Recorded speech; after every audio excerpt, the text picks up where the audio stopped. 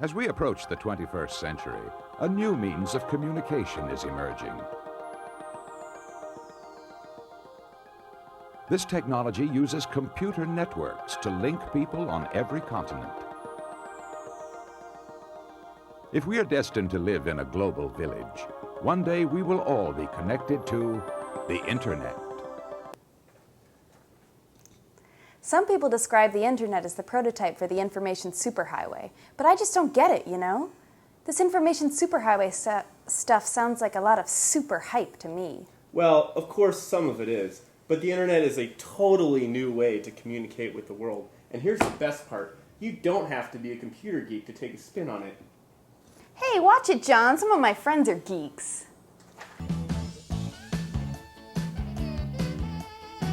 The Internet Show is made possible by support of the Compaq Computer Corporation through the Compaq Foundation, developing technology for developing minds. Now, at some points we might find ourselves lapsing into the jargon of the Internet, which we affectionately call geek speak. When we do, we'll sound the nerd alert.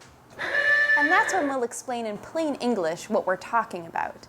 For example, a nerd is someone whose life is focused on computers and technology, but a geek is someone whose life is focused on computers and technology and likes it that way. We'll have plenty to explain and talk about because the Internet is full of neat stuff. That's right, John. We have lots to show you, but first we'll demonstrate how easy it is for you to become an internaut. Now, that isn't a hard one. An internaut is someone who travels the Internet, boldly going where, well, millions of people have gone before. An internaut is the cyberspace equivalent of an astronaut. Cyberspace was a term invented by a science fiction writer to describe a fictional environment where computers and people worked and lived together. Sometimes, leaving a message on a computer just won't cut it. You want instant feedback. Well, the Internet has something for that, and it's called chat. Chat lets you talk to people who are online at the same time. All kinds of people.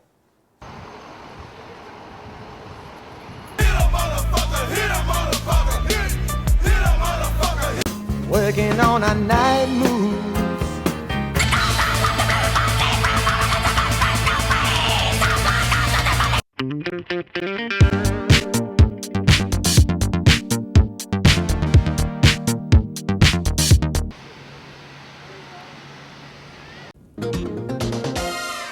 Has anyone ever told you you live in a fantasy world? People create their own on the internet all the time, and they use them to roleplay with other internauts. Maybe you remember a game called Dungeons & Dragons. Well, a generic term for these kinds of games on the internet is multi-user dungeons, or MUDs for short. Somewhere in the world, someone has devised an artificial social environment on a computer.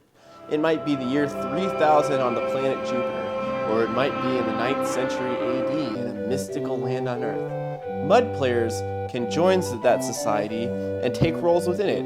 Many of the games involve combat and other forms of violence. You may face trolls and other horrible creatures in order to gain the hidden treasure or the fair damsel. But other MUDs are much more peaceful, and you don't have to worry so much about being killed all the time. I like to jolt myself into reality with a caffeine-laden soft drink. The first thing you should remember is that communicating by computer has its own limitations. Pay careful attention to what you write and how you write it. For example, if you want to add a little humor to your messages, you can type what we call a smiley. Here's one.